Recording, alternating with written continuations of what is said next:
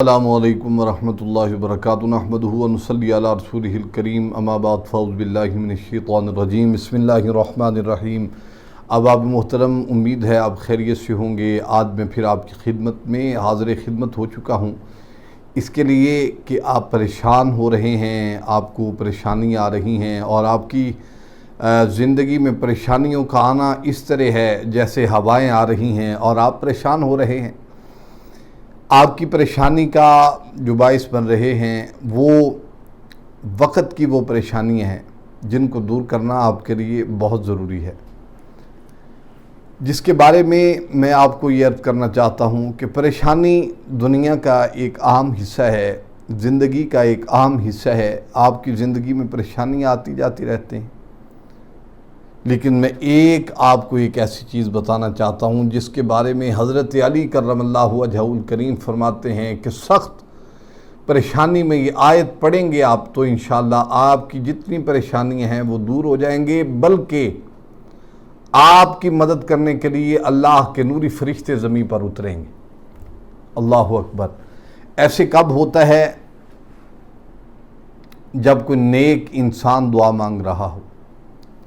آپ کو یاد ہوگا کہ جنگ بدر کے موقع پر میرے محبوب کریم احمد مجتبیٰ حضرت محمد مصطفیٰ صلی اللہ علیہ وآلہ وسلم محبوب سجدے میں تھے کہ یا اللہ، ہم تو صرف 313 ہیں، یہ کفار مکہ جن کے پاس سواریاں موجود ہیں، تلواریں موجود ہیں، اسلحہ موجود ہے، سارا کچھ ہے، نیزے موجود ہیں، خنجر موجود ہیں، ہم تو آئے بھی تنہا، سواریاں بھی کم ہیں، تلواریں بھی کم ہیں، بندے بھی کم ہیں، سب کچھ کم ہے۔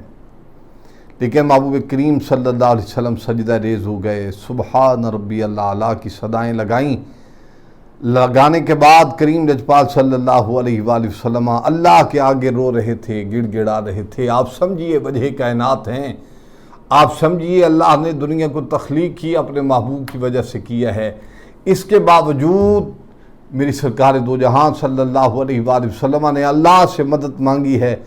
جب اللہ سے مدد مانگی تو حضرت سیدنا صدیق اکبر رضی اللہ تعالیٰ عنہ آپ مسکرائے، یا رسول اللہ صلی اللہ علیہ وآلہ وسلم سر سجدے سے اٹھائیے، تو میرے محبوب کریم صلی اللہ علیہ وسلم نے فرمایا صدیق اکبر مبارک ہو، اللہ کی مدد آ چکی ہے، فرشتے میدان عمل میں آ چکے ہیں، آپ کی خدمت کے لیے فرشتے میدان عمل میں آئے، اور جب آئے تو اللہ تعالیٰ نے فتح عطا فرمائی۔ 313 جو جنگ بدر والے ہیں، اعزاز ان کو کیا ملا کہ اللہ تعالیٰ نے فرمایا ان کی بخشش ہو چکی ہے۔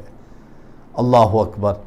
اور حضرت علی کرم اللہ وجہہ الکریم جو وظیفہ آپ کو بتا رہے ہیں، اس کا مقصد یہ ہے کہ فرشتے آپ کے مددگار ثابت ہوں گے، آپ کی مدد کے لیے اللہ کی نوری مخلوق اترے گی، فرشتے اتریں گے۔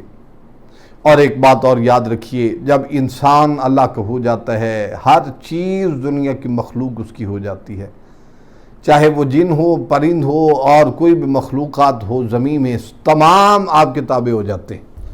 لہذا آپ کو کوشش کرنی چاہیے آپ یہ عمل ضرور کریں، اور یہ عمل جو آج میں آپ کو بتانا چاہتا ہوں یہ ایک خصوصی عمل ہے جس کے بارے میں حضرت علی کرم اللہ وجہہ الکریم سے منقول ہے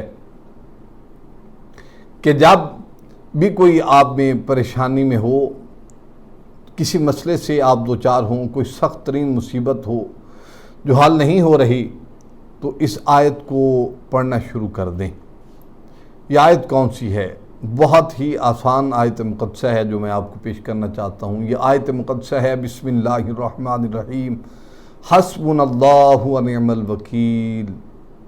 صرف اور صرف یہ تھوڑا سا وظیفہ ہے، حسبنا اللہ ونعم الوکیل۔ اس آیت مقدسہ کو آپ نے 1000 بار پڑھنا ہے۔